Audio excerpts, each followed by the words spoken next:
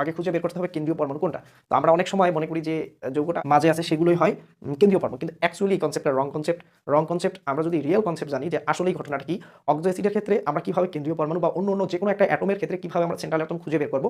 Central atom খুঁজে বের করার পদ্ধতি হলো, এক নাম্বার দেখতে হবে ওই যৌগের মধ্যে যার জারণ মান সর্বাধিক সেটা হয় কেন্দ্রীয় পরমাণু, তারপর যার ইলেকট্রোনেগেটিভিটি তড়িৎ ঋণাত্মকতা যত কম 2 নম্বর প্রায়োরিটি সেটা হবে তীব্র, এবং 3 নম্বরের ক্ষেত্রে আমরা যদি দেখি যে হাইড্রোজেন কখনোই কেন্দ্রীয় পরমাণু হতে পারে না। আমরা জানি ক্লোরিনের যে তড়িৎ ঋণাত্মকতা এটা কম, এটা কেন্দ্রীয় পরমাণু হবে। তাহলে এখানে ক্লোরিন যদি কেন্দ্রীয় পরমাণু হয় তাহলে যেমন হাইড্রোজেন আমরা জানি যে +1, এর সাথে ক্লোরিন আছে x into oxygen -2 into 4 equal 0, তাহলে এটা ক্যালকুলেশন করলে আমরা জানি যে +7 হবে। আমি একটু নিচে লিখে দিই যে হাইড্রোজেন +1 এর সাথে ক্লোরিন আছে x, তাহলে ইন্টু, তাহলে x ছিল 1 দিলাম না, যে -2 ইন্টু 4 ইকুয়াল 0, তাহলে যে +1 + x -4 4 দুগুণ 8 ইকুয়াল 0, তাহলে x ইকুয়াল হবে +7। তাহলে এখানে হচ্ছে +7। ঠিক একইভাবে দেখি যে 3 দুগুণ 6 থেকে 2 গেল, তাহলে +6, তাহলে এখানেও 3 দুগুণ 6, 6 থেকে 1 গেল +5, তাহলে এখানে ক্লোরিনের ক্ষেত্রে 2 দুগুণ 4, 4 থেকে 1 গেল +3। তাহলে অ্যাসিডগুলোর মধ্যে সবচেয়ে শক্তিশালী কোনটা, যে কেন্দ্রীয় পরমাণু জারণ মান যত বেশি সেই অ্যাসিডটা শক্তিশালী তত বেশি হয়। তাহলে আমরা এখানে দেখলাম যে এই যে পারক্লোরিক অ্যাসিড এইটা হলো সবচেয়ে শক্তিশালী অ্যাসিড,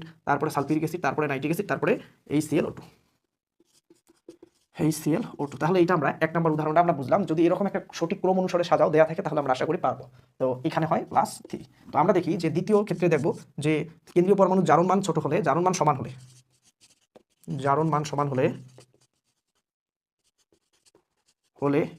যে কেন্দ্রীয় পরমাণুর আকার যত ছোট, যে কেন্দ্রীয় পরমাণুর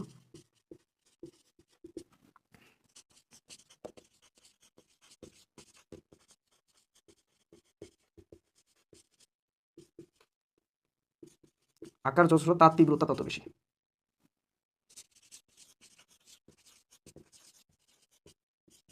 তার মানে আমরা যদি দেখি যে যদি জারণ মান সমান হয় তাহলে আকারের উপর নির্ভর করে, যদি আকার ছোট হয় তার তীব্রতা তত বেশি হবে। আমরা যদি দেখি যে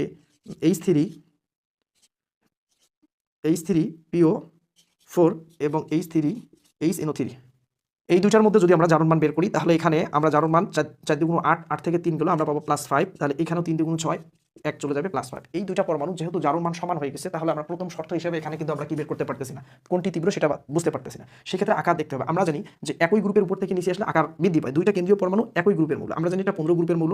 15 গ্রুপে যেমন এই যে নাই প্রেম আছে শুধু 20 মাত্র। তাহলে উপর থেকে যদি নিচে আসি তাহলে আমরা জানি আকার বাড়ে। তাহলে আমাদের বলা হয়েছে যদি কি হয়, আকার যত ছোট হবে তীব্রতা তত বেশি হবে। তাহলে উপর থেকে নিচে আসলে আকার বাড়ে, তাহলে এটা হচ্ছে যেহেতু নাইট্রোজেনের আকার ছোট, ইলেকট্রন বেগের ঘনত্ব বেশি, সহজেই কি হয়ে যাবে, তীব্র অ্যাসিড হয়ে যাবে। তাহলে আমরা দুইটা কনসেপ্ট আমরা ক্লিয়ার হইতে পারছি।